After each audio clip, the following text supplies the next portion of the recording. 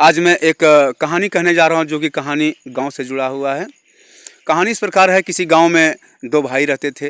दोनों भाई में बड़ा गहरा प्रेम था। दोनों की विवाह हो गई। शादी होने के बाद जब दोनों की पत्नी आई, पत्नी क्या करती है, आपस में खूब लड़ती है।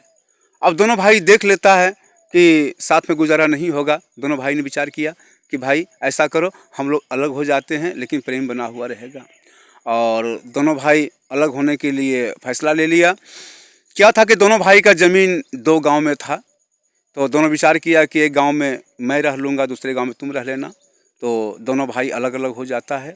साथ ही यह भी शर्त रखा कि भाई अगर आने वाला दिन में कोई मुसीबत आए तो हम दोनों एक दूसरे की मदद करेंगे। भले भले हम लोग अलग अलग रहते हैं लेकिन हम लोगों का प्रेम बरकरार रहेगा। अब क्या था, दोनों भाई अपना गृहस्थी का जीवन बिताने लगे। लेकिन आने वाला समय में जो बड़ा भाई था, कई साल तक बारिश नहीं होने के कारण फसल अच्छी नहीं हुई। उनका स्थिति खराब हो गया, बच्चे भूखे मरने लगे। तब उन्हें भाई का याद पड़ा था कि भाई ने कहा था कि कोई मुसीबत पड़े तो आना, चल कर देखते हैं भाई का क्या स्थिति है। तो बेचारे वे नंगे पाँव और तन पर फटा हुआ वस्त्र बड़ी मुश्किल से भाई के गांव में आया। लेकिन जब उसकी भाई की पत्नी का नज़र पड़ा, वो समझ गई कि ये कुछ मांगने के लिए आया है।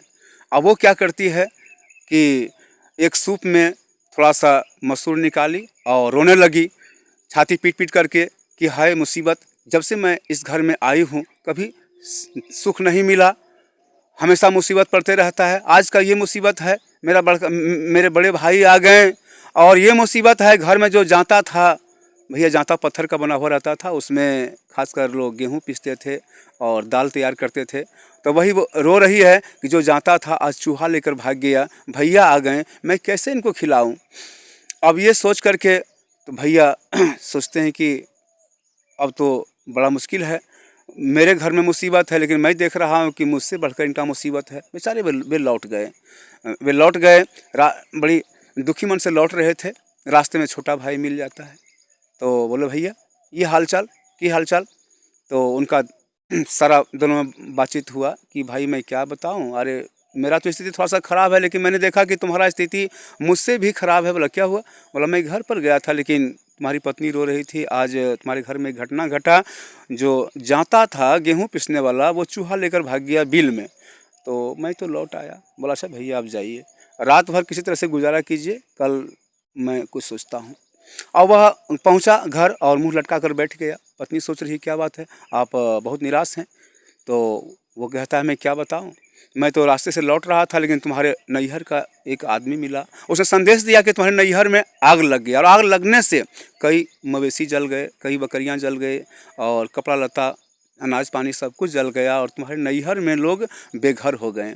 सभी लोग विलाप कर रहे हैं और मैं सोच रहा हूँ कि मेरे पास कोई कमी नहीं है, तो ऐसी घड़ी में कुछ मदद करना चाहिए। भैया इतना सुनना था। पत्नी बोली कि इसमें सोचने वाली क्या बात है, मेरे नैहर की बात है, आप जितना हो सके और विलम्ब मत कीजिए, जल्दी से लेकर जाइए और मदद कीजिए। भैया वो रात भर के अंदर सब कुछ तैयार करती है, खाने पीने का सामग्री तैयार करती है और सवेरे बैलगाड़ी पर पूरा अनाज लादा गया और लेकर वो चल दिया। और जाकर वो करता क्या है कि वो अपने भाई के यहाँ पहुँचा दिया और बैलगाड़ी भी वहीं छोड़ दिया, बैल भी छोड़ दिया। बोला भैया रखिए, मेरे पास कोई कमी नहीं है।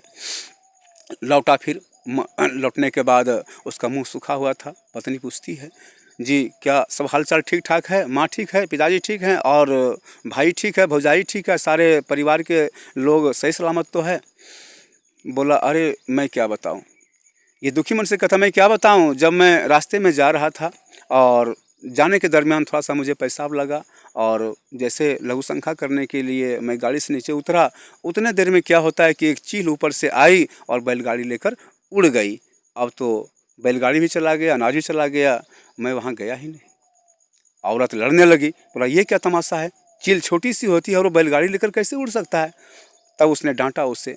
बोला तुम ये बताओ कि चूहा छोटा होता है, जांता उतना बड़ा होता है, वो जांता लेकर कैसे भाग सकता है? मेरा भाई मुसीबत के मारे हमारे घर में आया और तुम इसको ना पानी देती है ना खाना देती है और बहाना बनाती है कि मेरा जांता चूहा लेकर भाग गया। अगर जांता चूहा लेकर भाग सकता है तो बैलगाड़ी चील लेकर क्यों नहीं उड़ सकती है? लगा अपने पत्नी का पिटाई करने। पत्नी शांत हो गई क्योंकि गलती उसका था।